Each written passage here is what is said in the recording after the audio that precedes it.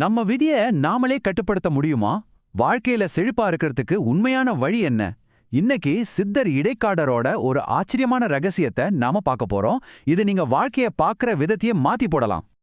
நம்ம எல்லாருக்குமே மனசுல இந்த கேள்வி ஓடிக்கிட்டே இருக்கும் இல்லையா?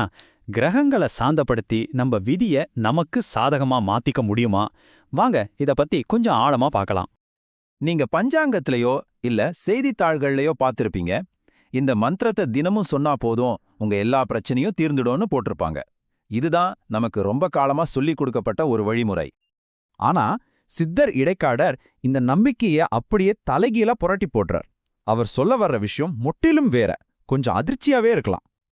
இங்கதான் ஒரு முக்கியமான திருப்பம் வருது. நாம எல்லாரும் கிரகங்களை கட்டுப்படுத்த நினைக்கிறோம். ஆனா இடைக்காடர் என்ன சொல்றாருன்னா, அந்த கிரகங்களையே சித்தர்கள் தான் கட்டுப்படுத்துறாங்களாம். அதாவது சித்தர்கள் அனுமதி கொடுத்தா மட்டும்தான் கிரகங்கள் அதோட வேலையே செய்யுமாம். அவரோட இந்த வார்த்தைகளை நல்ல கவனிங்க. செய்தித்தாள் பரிகாரங்களால் ஏமாறாதீர்கள். நவகிரகங்கள் சித்தர்களின் கட்டுப்பாட்டில் மட்டுமே உள்ளன. அப்போ நம்மளோட முயற்சிகள் இவ்வளோ நாளா தவறான திசையிலையா போய்கிட்டு இருக்கு? அப்போ மந்திரங்கள் வேலை செய்யாதுன்னா உண்மையான பரிகாரம்னு ஒன்னு இருக்கா இல்லையா? அந்த பிரபஞ்சத்தோட அருளை பெற உண்மையான வழிதான் என்ன?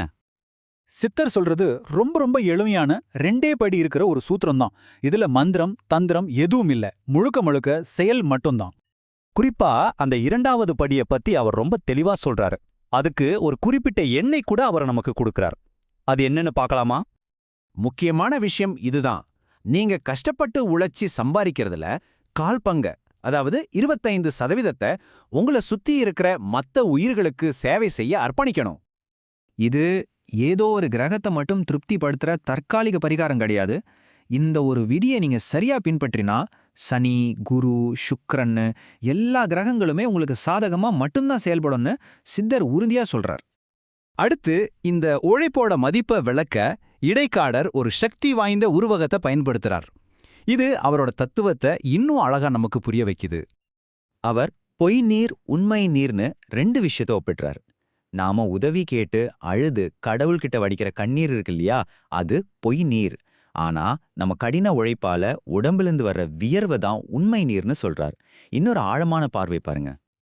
அப்போ அவர் சொல்ல வர்ற செய்தி ரொம்ப தெளிவு.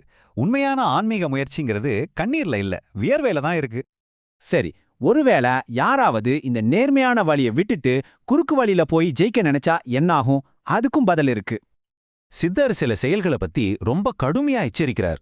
திருடுவது, பொய் சொல்லுவது, மத்த உயிர்களை துன்புறுத்துவது, அடுத்தவங்களை ஏமாற்றி பிழைக்கிறது, இந்த மாதிரி செயல்கள் நம்மளோட எல்லா ஆன்மீக முன்னேற்றத்தையும் ஒண்ணுமே இல்லாம அழிச்சிரும்னு சொல்றார்.